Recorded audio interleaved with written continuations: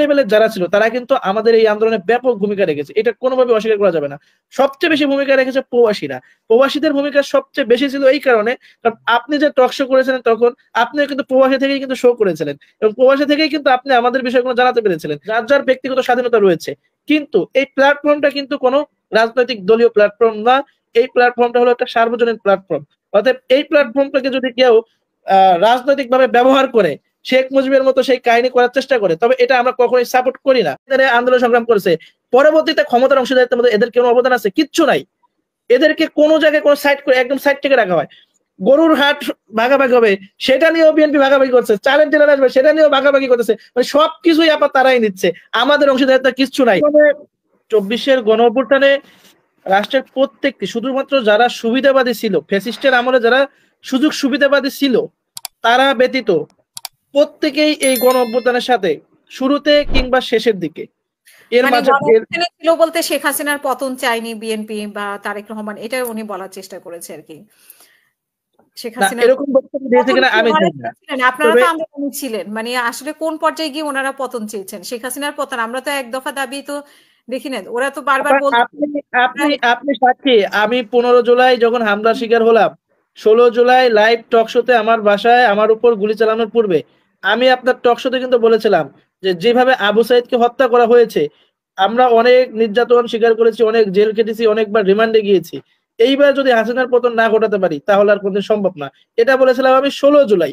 এবং ধীরে ধীরে ধীরে আমরা কিন্তু 16 জুলাই যেটা ঘটেছিল তার থেকে কিন্তু ভয়াবহ দিনগুলো কিন্তু সামনে আমরা তো অনেকে আসতেছিল। এটাও বলতে শুনেছি 5ই আগস্টের আগে পরে, মানে আগে কোন একটা সময়ে, যে আমরা এক দফা না, আমরা সরকারের পতন চাই না, আমরা চাই যে বৈষম্য দূর করতে, মানে বৈষম্য কোটার বিষয়টা, এটাও তো আমরা শুনেছি এগুলো আপনাদের। নিয়ে অবশ্যই জুলাই জুলাই যে অভ্যুত্থান, সেই অভ্যুত্থান নিয়ে অবশ্যই গবেষণা হওয়া উচিত।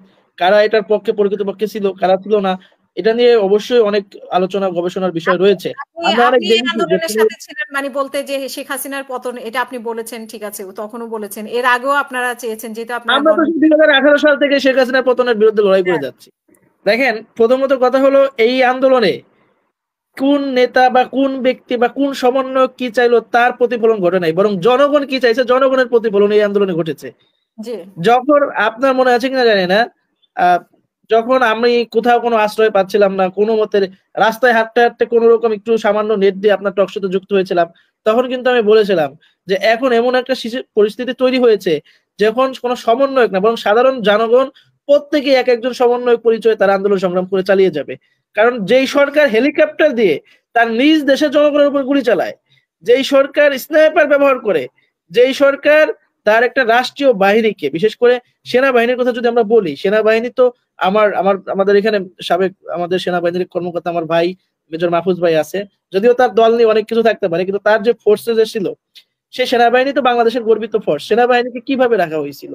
গত 15 বছর সেনাবাহিনী ছিল সবচেয়ে নির্যাতিত, বিশেষ করে সেনাবাহিনীর সৈনিক থেকে শুরু করে ক্যাপ্টেন এবং মেজর লেভেলে যারা রয়েছে তারা, এবং এরাই কিন্তু এই আন্দোলনে আমাদেরকে সবচেয়ে বেশি সহায়তা করেছে। তারা কিন্তু আমাদের দেশের জনগণের উপর গুলি চালায় নাই। তারা বলেছে, আমি আমি অনেকের সাথে আমাদের সাথে যোগাযোগ করেছি, তারা বলেছে ডাইরেক্ট সরাসরি যে আমরা তো এই ট্রেনিং করেছি আমাদের শত্রু দেশের উপর লড়াই সংগ্রাম করার জন্য, আমরা তো নিজ দেশের জনগণকে আমরা হত্যা করবো আমাদের অস্ত্র দিয়ে, সেটা তো হতে পারে না। হ্যাঁ, কিছু কিছু অপ্রত্যাশিত ঘটনা হয়েছে, হয়তো ওই সেনাবাহিনীর মধ্যেও তো আওয়ামী লীগের দোসররা আছে, এটা তো অস্বীকার করার কোনো ওয়ে নাই। কিন্তু জুনিয়র লেভেলের যারা ছিল তারা কিন্তু আমাদের এই আন্দোলনে ব্যাপক ভূমিকা রেখেছে, এটা কোনোভাবে অস্বীকার করা যাবে না। সবচেয়ে বেশি ভূমিকা রেখেছে প্রবাসীরা। প্রবাসীদের ভূমিকা সবচেয়ে বেশি ছিল এই কারণে, কারণ আপনি যে টক শো করেছিলেন তখন আপনিও কিন্তু প্রবাসী থেকেই কিন্তু শো করেছিলেন, এবং প্রবাসী থেকেই কিন্তু আপনি আমাদের বিষয়গুলো জানাতে পেরেছিলেন। দেশে থেকে কিন্তু আন্তর্জাতিক সম্প্রদায়কে আমরা কিন্তু আমাদের ইন্টারনেটের দেশের যে বন্ধ হয়ে বাস্তব যায়, বিশেষ করে পরিস্থিতি সেটা কিন্তু ইন্টারনেটের আমরা তুলে বন্ধ ধরতে হয়ে যায়, পারিনি। আমাদের টক শো গুলো চলছিল, মানে আমরা যারা এক্স্যাক্টলি, আমাদের ইন্টারনেট বন্ধ হয়ে গেছিল, টক শো থেকে নাম্বারে কল দিয়েছিলেন আপনারা, নাম্বারে কল দিয়ে সেই আপনারা টক শো সেগুলো আপনারা প্রচার করেছিলেন। এরকম একটা ভয়াবহ পরিস্থিতি ছিল, এবং আমি কিন্তু তখন বলেছিলাম যে আমার মনে হচ্ছে না যে আমি বাংলাদেশে আছি, আমার মনে হচ্ছিল যে আমি ফিলিস্তিনের গাজায় বসবাস করতেছি। এরকম একটা পরিস্থিতি ছিল। আমরা এত সহজে কিভাবে ভুলে যাই আমরা বুঝি নাই। যে আমাদের পরশ ভাসানী ভাই, আমাদের মুন্নি আপা এবং অন্য যারা আছেন, আমি সবাইকে বলতে চাই, আপনারা কি এদের ফ্যাসিস্টের কোন জায়গায় আপনি দেখতেছেন? একটা গণহত্যা চালিয়েছে ফিলিস্তিনের, যে গণহত্যা চালাচ্ছে সেটা তো ইসরায়েল চালাচ্ছে। শেখ হাসিনা তো এই দেশেরই নাগরিক, সে কিভাবে পারলো এই দেশের মানুষের উপর এরকম একটা গণহত্যা চালাতে?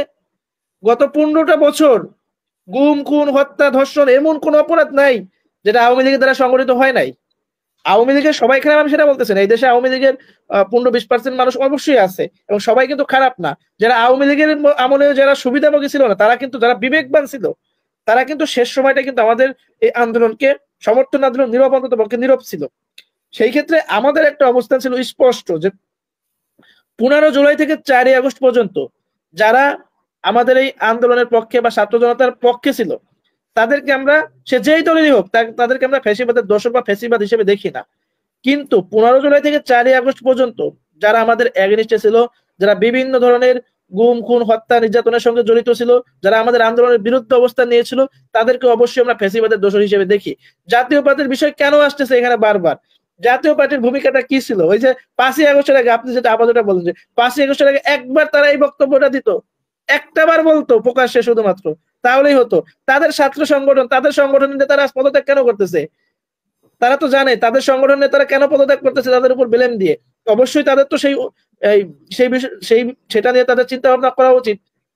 তাদেরকে আমি মনে করি আমরা এখন সাম্প্রদায়িক সম্প্রীতির মতো করে আমরা আমাদের রাজনৈতিক সম্প্রীতি চাই, রাজনৈতিক সম্প্রীতি চাই, জাতীয় ঐক্য চাই। সে অবশ্যই চায় যে ছাত্রদের নেতৃত্বে একটা দল তৈরি হোক, এটা জনগণের অনেকের প্রত্যাশা। জনগণ বলতে কাদেরকে বুঝি? আওয়ামী লীগও তো জনগণের দোহাই দেয়, আমরাও জনগণের দোহাই দেই।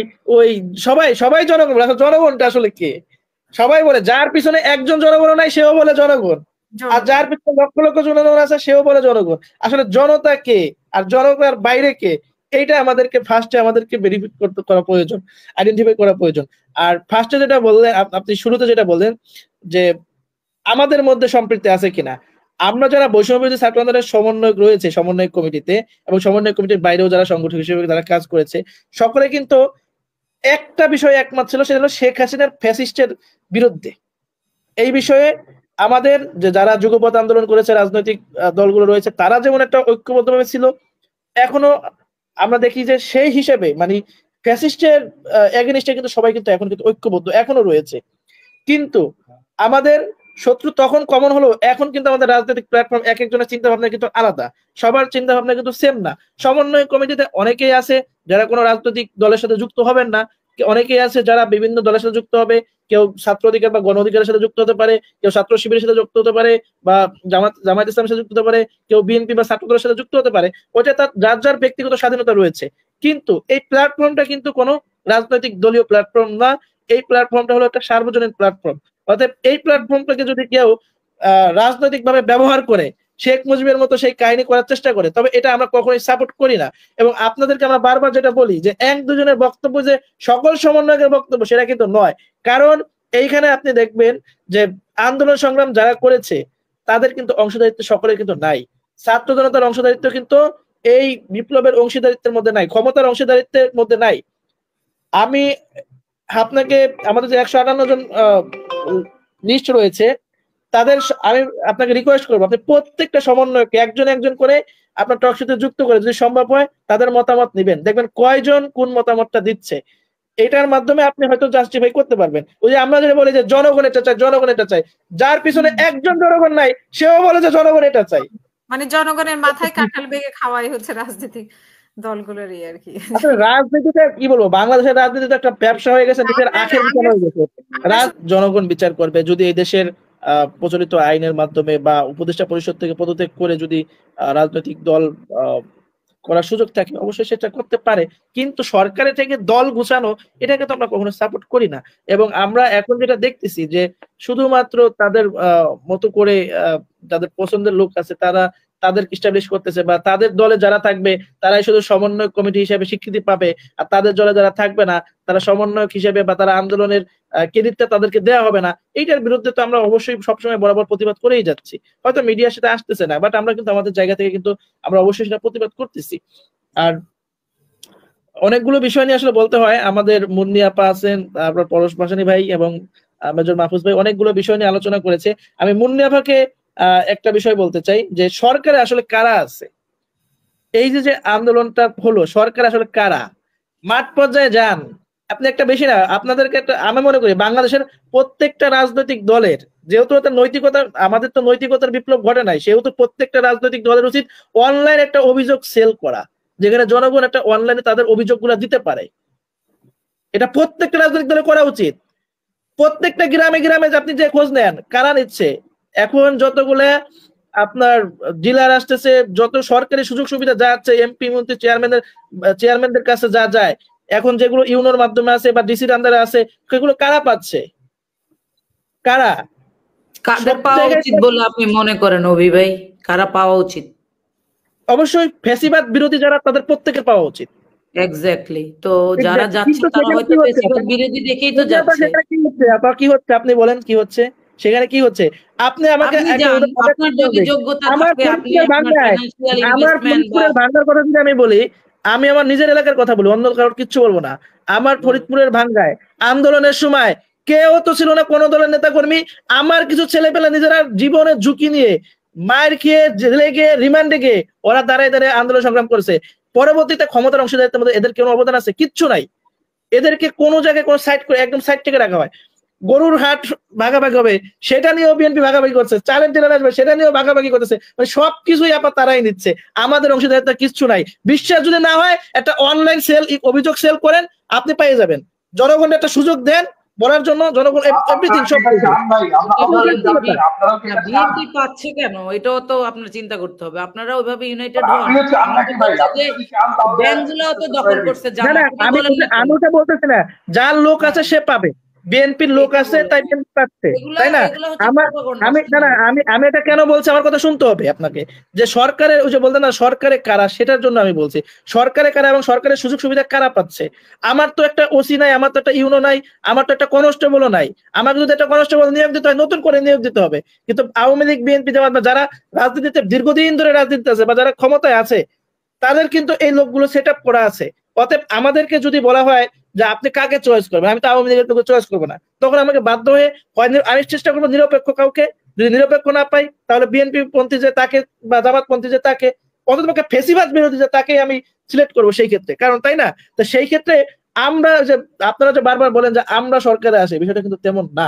আর আমাদেরকে যে অনেকে ছাত্র বলে একটা অভিহিত করার চেষ্টা করে রাজনৈতিক দলের বিষয়ে, তাই না? তাহলে আমরা যে দীর্ঘ 7-8 বছর ধরে আন্দোলন সংগ্রাম করলাম, এগুলো কি সব ভুলে গেছেন? আমরা কি 2 মাস ধরে উদা হইছি? জাস্ট 2 মাস আন্দোলন করছি, এইগুলা কেন ভাবেন? বিএনপির অনেক বড় বড় নেতাদের সাথে আমরা জেল খাচ্ছি, রিমান্ডে গেছি, ভয়ে যখন কথা বলতে পারে নাই বুক পাইতে দিছি যে গুলি করেন, রিমান্ডে গিয়ে বলছি গুলি করেন। আমরা তো জীবনটা না বাইসে আছি, এটাই আল্লাহর রহমত। আমরা জীবনের পরও করি নাই, আগেও করি নাই, এখনো করি না। আমরা চাই রাষ্ট্রটা ভালো থাকুক, রাজনৈতিক সম্প্রীতি তৈরি হোক। রাজনীতি যে একটা ব্যবসা তৈরি হয়েছে, রাজনীতির নামে যে যার যার আখের গুছানো, টাকা কামানো, বাণিজ্য করা, এইটা বন্ধ হোক। সাধারণ মানুষ একটু ভালো থাকুক। সাধারণ মানুষের কথা বলে কোন রাজনৈতিক দল বাংলাদেশে একটা রাজনৈতিক দল দেখাতে পারবে না যারা সাধারণ মানুষের কথা বলে সাধারণ মানুষের কাছে যায়। এবং আমরা সমন্বয়ক না, আমি আমাদের সমালোচনা সবচেয়ে বেশি করি, কারণ আমরা সাধারণ মানুষের মাইন্ডসেট নিয়ে এই সম্মানের জায়গায় আসলেও আমরা সাধারণ মানুষ থেকে অনেক দূরে সরে গেছি। সাধারণ মানুষের, আমাদের উচিত ছিল প্রত্যেকটা সাধারণ মানুষের কাছে যাওয়া, এবং প্রত্যেকটা রাজনৈতিক দলের ছিল সাধারণ মানুষের কাছে যাওয়া। কিন্তু সেই জায়গায় আমাদের দেশের কোন রাজনৈতিক দল এখন পর্যন্ত সেভাবে পৌঁছাতে পারে নাই, যার কারণে সাধারণ মানুষ এখনো কিন্তু এই দেশের একটা বৃহৎ অংশ এই দেশের রাজনীতির প্রতি কিন্তু তাদের কিন্তু একটা অনীহা তৈরি হয়েছে। এটাই বাস্তবতা, এটা আমাদেরকে মেনে নিতে হবে। আর আরো বেশ কিছু বিষয় আমি বলতে চাইছিলাম, এখন সময় অভাবে তো বলতে পারতেছি না। আর আমার ফোনের চার্জও আসলে মাত্র 5% চার্জ আছে। সকলকে ধন্যবাদ জানাচ্ছি। শেষে একটা লাইনে আমি বলবো যে এখানে আমাদের একটা জাতীয় ঐক্য দরকার। আমাদের দেশের নাগরিককে, বাংলাদেশের প্রত্যেকটি জনগণকে আমাদের নতুন কিছু দেওয়ার চিন্তা ভাবনা করতে হবে। আমরা যেন ঐক্যবদ্ধ ভাবে থাকতে পারি। আমাদের মধ্যে যে প্রচলিত যে রাজনীতিটা ছিল, সেই রাজনীতিটা দূর হোক। এই রাজনীতি থেকে আমরা নতুন ধারার একটা রাজনীতি তৈরি করি, যেখানে সম্প্রীতি থাকবে। নির্বাচনে একে অপরের বিরুদ্ধে লড়াই করব, কিন্তু আমরা একই সাথে সম্প্রীতি বজায় রেখে আমরা আমাদের নির্বাচনে প্রতিদ্বন্দ্বিতা করবো। যেরকমটা ক্রিকেট, ফুটবল খেলায় হয়, এক দলে দুইটি দল কিন্তু প্রতিপক্ষ থাকে, তাই না? যেই দল বিজয়ী হবে, যেই দল ভালো খেলবে সেই বিজয়ী হবে। তেমনি নির্বাচনের জায়গাটাও যে জনগণের কাছে বেশি গ্রহণযোগ্য হবে সে নির্বাচিত হবে। এটা জনগণের উপর আমরা ছেড়ে দেব। কিন্তু আমাদের মধ্যে যেন সম্প্রীতিটা যেন কোনোভাবে দূর না হয়, কারণ যখনই সম্প্রীতি দূর হয় তখনই মাথাচাড়া দিয়ে ওঠে আমাদের দেশের বিরুদ্ধে যারা কাজ করছে দেশে থেকে তারা, এবং আমাদের আন্তর্জাতিক যারা শত্রু সম্প্রদায় রয়েছে।